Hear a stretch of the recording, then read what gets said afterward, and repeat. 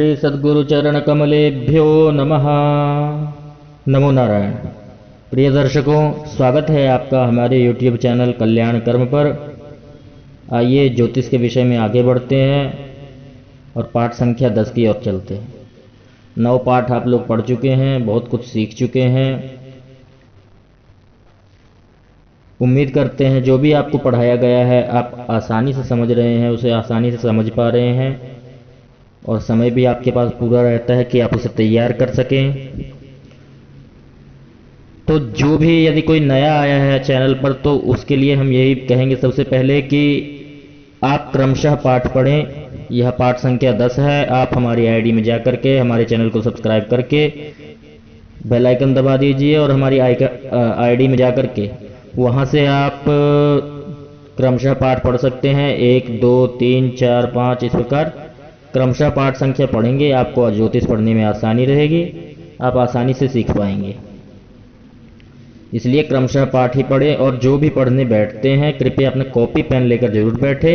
उस पर आप सब कुछ उतारते जाएंगे, उसे याद करेंगे, उसे तैयार करेंगे, तभी आपको आ पाएगा आसानी से ज्योतिष, नहीं तो ऐसे समझ में नहीं आएगा।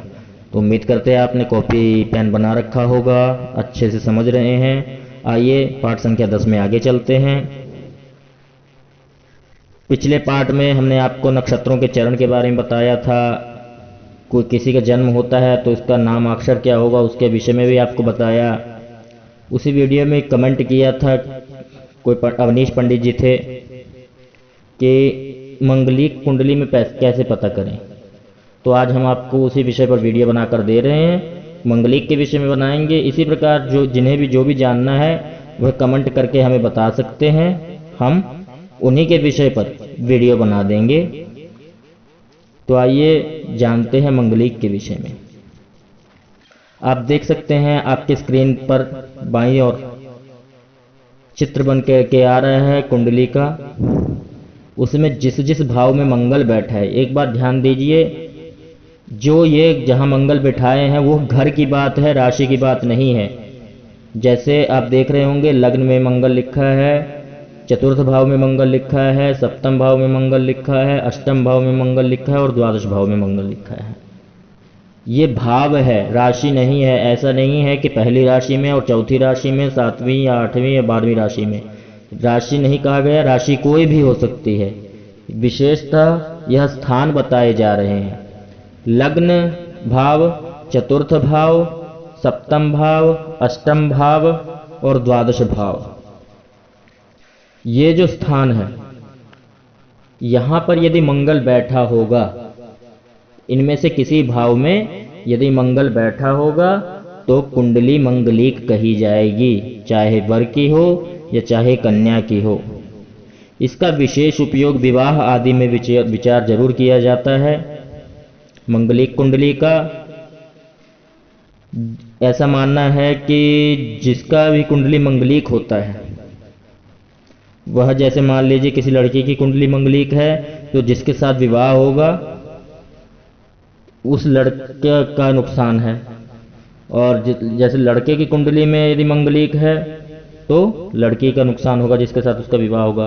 किंतु जरूरी नहीं है ऐसा हो, क्योंकि यह मंगलिक दोष कट भी जाता है। कैसे कट जाता है उसके बारे में जान लीजिए। जैसे मान लीजिए वर या कन्या किसी की भी कुंडली में मंगलिक है, जैसे मान लेते हैं हम वर की उठा लेते हैं। वर की कुंडली चतुर्थ भाव में हमने कह दिया मंगल बैठा है, कुंडली मंगलिक है। तो कन्या हमें ऐसी ढूंढनी होगी जिसके चतुर्थ भाव में मंगल बैठा हो या फिर कोई भी पापक ग्रह बैठा हो। हम आपको एक पाठ में बता चुके हैं कि कौन से ग्रह शुभ ग्रह होते हैं, कौन से पापक ग्रह होते हैं। तो पापक ग्रहों में जैसे आप जानते हैं शुक्र गुरु को छोड़ करके, और इनको छोड़ करके सभी आते हैं। सूर्य और चंद्रमा जो होते हैं वो पक्ष में होते हैं, और बुध जो होते हैं शुभ के साथ शुभ होते हैं, अशुभ के साथ अशुभ।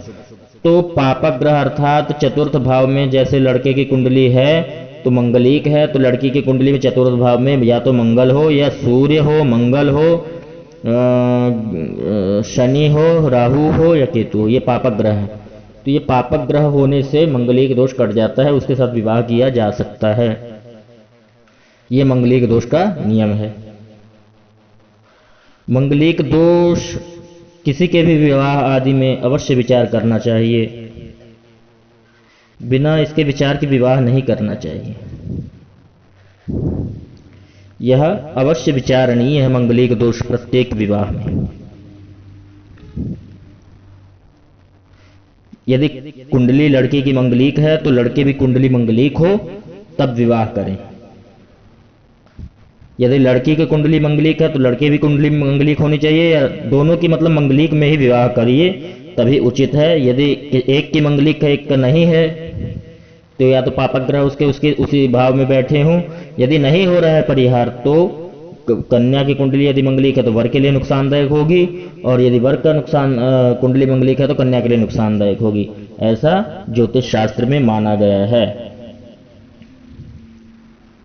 और एक विशेष चीज भी आप ध्यान दे सकते हैं, मुहूर्त परिजात के अनुसार मंगलिक में एक नियम और है, वो है मेष राशि का मंगल लग्न में हो। लग्न में यदि मेष राशि हो और उसमें मंगल बैठा हो तो मंगल दोष नहीं होता, ऐसा मुहूर्त परिजात में लिखा हुआ है। वृश्चिक राशि का चौथे भाव में, चतुर्थ भाव में यदि वृश्चिक राशि है और उसमें मंगल बैठा है तो भी भौम दोष कट जाता है। मकर राशि सातवें भाव में हो और वहां चंद्रमा बैठा हो तो भी दोष कट जाता है। कर्क राशि आठवें भाव में हो और वहां मंगल बैठा हो तो भी कट जाता है। और धनु राशि द्वादश भाव 12वें भाव में हो तो उसमें भी बैठा मंगल दोष कट जाता है। यह विशेष पॉइंट है, इसे आप जरूर नोट कीजिए मंगलिक दोष के विषय में। इन पांचों भाव में एक एक राशि ऐसी है जिनमें बैठे मंगल जो है मंगलिक नहीं कहे जाएंगे। जैसे मेष राशि में आप देख रहे हैं, मेष राशि में मंगल मंगलिक नहीं माने जाएंगे मुहूर्त परिजात के अनुसार। ये बात भी ध्यान रखिए, पुस्तक का नाम आप लिख सकते हैं मुहूर्त परिजात। इसके अनुसार मेष राशि का मंगल जो होगा लग्न में, यदि मेष राशि है मंगल है तो वह मंगलिक नहीं कहा जाएगा। ऐसे वृश्चिक राशि यदि चौथे भाव में है उसमें मंगल बैठा है तो वह भी मंगलिक नहीं कहा जाएगा। मकर राशि सातवें में बैठे हैं मंगल तो उसमें भी नहीं। कर्क राशि के आठवें भाव में बैठे हैं तो भी नहीं। धनु राशि के 12वें भाव में मंगल बैठे हैं तो भी नहीं कहे जाएंगे। यह विशेष बात आप ध्यान दीजिए। तो इस प्रकार ये भी परिहार हो जाता है मंगलिक दोष का। दोनों की कुंडली मंगलिक होनी चाहिए तो भी कट जाता है।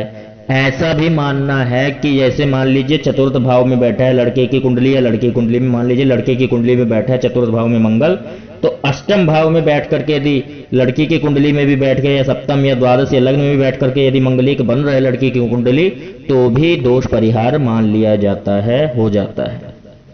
इन बातों का आप विशेष ध्यान रखें। तो ये था मंगलिक कैसे जाने कुंडली में। पंडित जी ने किसी ने कमेंट करके पूछा था, तो यह है मंगलिक कैसे जानने की विधि। हमने आपको बताया है कि मंगलिक कैसे होती है कुंडली, नियम भी आपको बताए हैं, उन नियमों के आधार पर भी आप समझ सकते हैं। और भी कुछ आप जानना चाहते हैं तो इसी प्रकार कमेंट करके हमसे पूछ सकते हैं। हम बड़ी ही आसानी से प्रयास कर रहे हैं कि आपको सिखा पाएं। अगर आपने हमारे चैनल को कोई नए हैं जो सब्सक्राइब नहीं किए हैं तो कृपया सब्सक्राइब कर दीजिए और बेल आइकन की घंटी को दबा दीजिए ताकि हमारे हर वीडियो की नोटिफिकेशन आपके पास आती रहे। और वीडियो पसंद आया हो तो कृपया इसे लाइक कीजिए, अपने मित्रों को शेयर कीजिए ताकि वे भी इसका लाभ ले सकें। और इसी प्रकार आसानी से ज्योतिष सीखते रहिए। तब तक के लिए धन्यवाद। जय श्री राम। भारत माता की जय।